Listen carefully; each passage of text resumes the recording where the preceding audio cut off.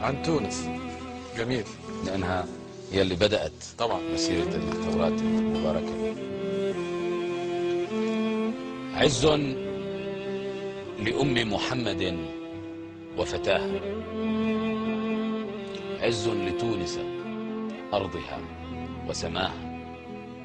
عز لكل أخية تبكي عليه بخير ما تبكي الكرام أخاها، تبكيه بالجمع الملح وجوهه باتت لوجه محمد أشباها، وجه يلح مكررا ومكررا حتى يطبق مدنها وقراها، وجه يلح تعددت أسماؤه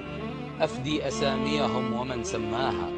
وجه المقيد في السرير ملثما هدم الممالك ميتا وبناها،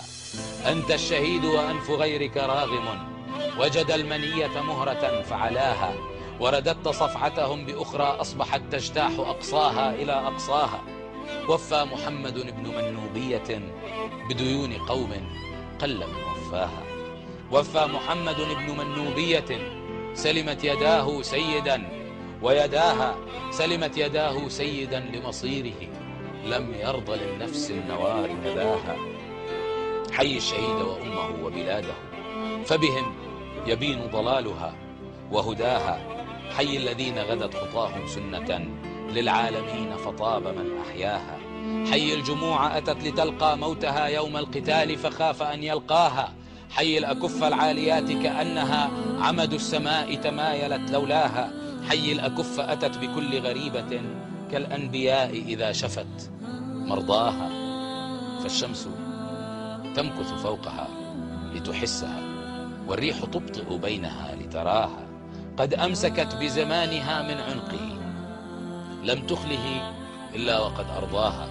أيدي الذين إذا الملوك تجبروا كانوا لتونس أمها وأباها، إن الدماء ووسطها شهداؤهم علم البلاد هلاله قتلاها، ذكرتم جيلا تجور ولاته أن لم يبايع واليا أو شاها، من منكم اختار الولاة ببيعة من جاء يطلبها ومن أعطاها، من يذكر اليوم الذي أمسى به عبدا وصار العبد فيه إلها، يا أهل تونس إن أيدينا لها خمسا كأيديكم تذكرناها، يا أهل تونس والعروش قريبة لم تعلو إلا حين أعليناها، يا أهل تونس لا كفاء لجودكم جلت هديتكم ومن أهداها، يا أهل تونس إنها الأولى وكم ترنو أواخرها إلى أولاها، يا حاكمين نصيحة أن ترهبوا إن النفوس رهينة برداها، والحارس الساهي على أبوابكم لو طال أرؤسكم لما أبقاها، والخادم المحني في ردهاتكم أعلى يدا منكم وأوسع جاها، فلتذكروا أنا نبيت بقربكم في ليلة نمتم وما نمناها، أولم تروا ما كان من أسلافكم في أي أرض فرنجة مثواها، فاروق أو عبد الإله وصحبه وجيوش غزو نحن أجليناها، قلنا لهم شعرا كما قلنا لكم هذه القصائد نفسها قلناها، إذ لا جديد هنا سوى نسيانكم أفعالنا الأولى فكررناها، فتذكروا لتخلصوا أشعارنا منكم ونكتبها كما نهواها، ولتسمعونا فالموفق بينكم من كان يسمع حكمة فوعاها، سئمت بلاد المسلمين ملوكها فجروا بلاد الملوك سواها.